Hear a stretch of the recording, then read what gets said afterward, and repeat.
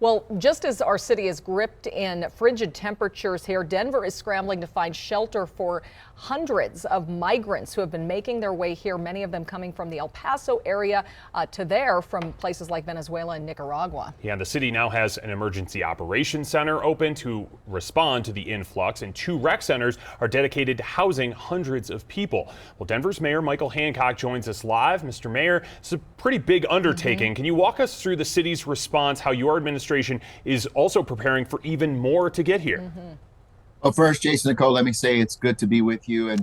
And yes, I will not sugarcoat this. It's a very difficult, challenging situation that has come to us unexpectedly in Denver. We didn't know the migrants were coming our way, but I'm awfully proud of the employees of the city of Denver, our emergency operations system in the city of Denver. We immediately activated the system when we had that one bus load over 100 show up. Today, we're looking at over 600, now over 700 people have come. Last night, just over 100 people, migrants showed up at our bus terminal again. And so we are forced to open up a second recreation center.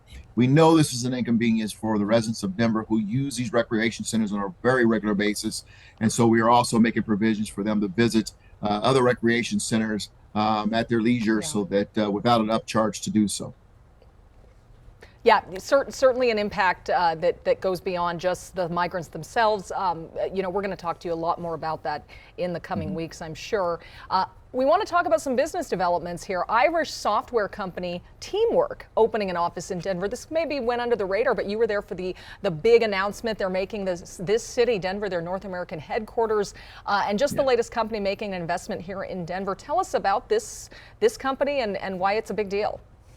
Yeah, Nicole, we actually met this company in Dublin when I was overseas working on direct flights to Denver. And while we were in Dublin, we visited the Guinness Innovation Hub that was there.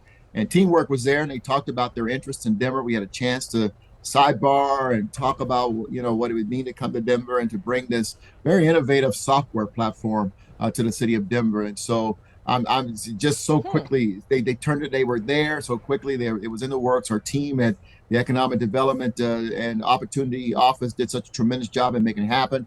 And yes, yesterday we cut the ribbon to open up this new office. They're going to hire hundreds of new people in Denver as they continue their global growth. I'm very excited about them, and we are so excited to welcome Teamwork to Denver. All right, well, we want to skip ahead because yesterday, the first day for candidates to petition for city elections. Now, nearly 30 people announced they want your job. They want to be your successor when your term limits hit this spring. You have any advice for them? Yeah, do your homework and recognize that this is not a popularity contest. It's not a student council race. This is you are vying to be the CEO of a $3 billion operation with over almost 12,000 employees. And as you have pointed out today, global challenges and opportunities.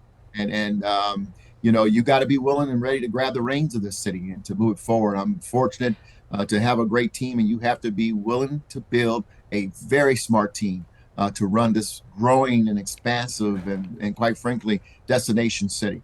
Back in 2011, when you took the job, which wow, I mean, it's been 12 years, a lot has changed. It's 12 years. How did you sort of set yourself apart? What do you think led you to this, really historic term, 3 terms as mayor of Denver? Yeah, well, I think one of the things that people need to understand is I was around city government for a long time. I interned for Federico Pena back in the late 80s, early 90s while I was in college. And of course, while I was running a national nonprofit, I was meeting with Mayor Webb on a very regular basis. I was city council member and then president of city council. I was in and out of that office quite a bit. But there is nothing like walking in that office and realizing you are the mayor. and there's one in the city. And even though I've been in and out of that office a lot of times I've been around the office, it doesn't hit you until you're there. And you recognize the awesome responsibility that you have to guide one of America's most thriving, phenomenal, vibrant cities that people look to on a global basis to really make an impact. Just imagine this. You will be the shepherd.